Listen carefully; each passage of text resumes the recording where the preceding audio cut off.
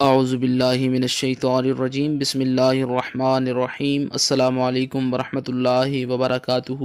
تمام دوستوں کو چینل کے اندر خوش آمدید کہتے ہیں۔ بات کرنے والے ہیں رجب المرجب کے بہت ہی خاص وظیفہ کے متعلق۔ 27 رجب المرجب کی پوری رات کو یہ وظیفہ کیا جا سکتا ہے۔ 28 کی صبح صادق تک آپ یہ وظیفہ کر سکتے ہیں، اس کے بعد بھی کیا جا سکتا ہے، لیکن 27ویں شب کا بہت ہی خاص وظیفہ ہے۔ آج کے دن سے لے کر 27ویں شب کے اندر آپ یہ وظیفہ کریں۔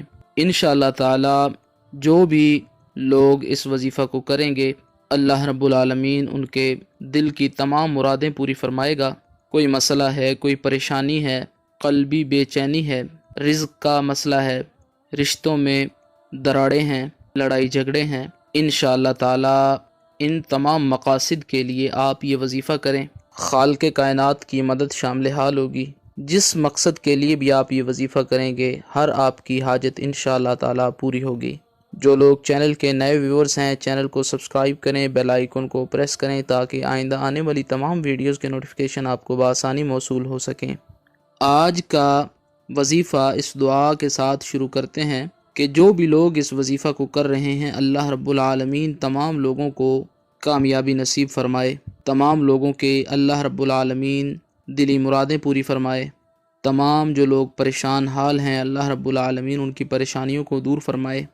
جو لوگ چینل کی ویڈیوز کو لائک کرتے ہیں، شیئر کرتے ہیں، چینل کے سبسکرائبرز ہیں، ان کے لیے خاص دعا ہے کہ اللہ رب العالمین تمام لوگوں کو دنیا اور آخرت میں تمام بھلائیاں نصیب فرمائے، تمام لوگوں کو ایمان کامل اللہ رب العالمین عطا فرمائے۔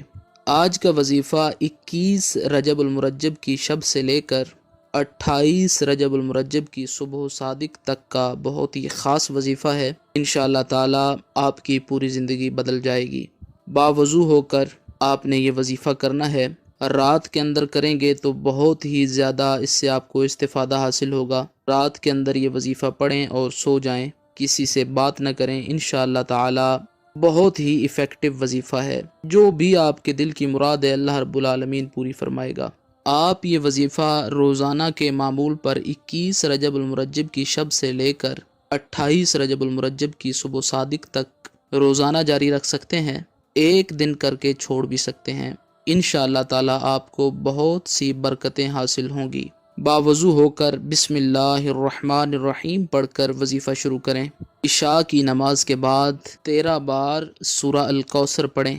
اس طریقہ کار کے ساتھ 13 بار سورہ الکوثر پڑھیں، اس کے بعد 2 رکعت نماز نفل حاجت کے پڑھیں۔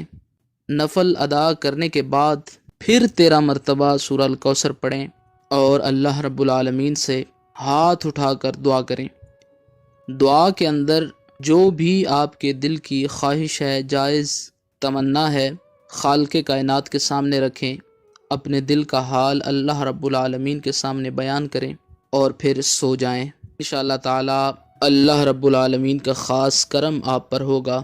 وظیفہ کو شروع کرنے سے پہلے بھی اور آخر میں بھی ایک بار رحمت عالم جناب رسول اللہ صلی اللہ علیہ وآلہ وسلم کی ذات پاک پر درود پاک کا نذرانہ پیش کریں۔ روایات کے اندر آتا ہے کہ جو انسان کی دعا قبول نہیں ہوتی، معلق رہتی ہے، اگر وہ دعا آقا علیہ السلام کے توسل سے حضور نبی کریم صلی اللہ علیہ وآلہ وسلم کی ذات پاک پر درود پاک پڑھ کر دعا مانگی جائے تو وہ فوراً قبول ہو جاتی ہے۔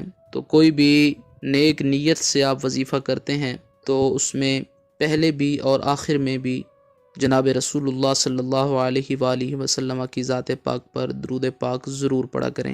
اللہ پاک آپ تمام لوگوں کو نبی علیہ الصلوۃ والسلام کی شفاعت نصیب فرمائے، آمین یا رب العالمین۔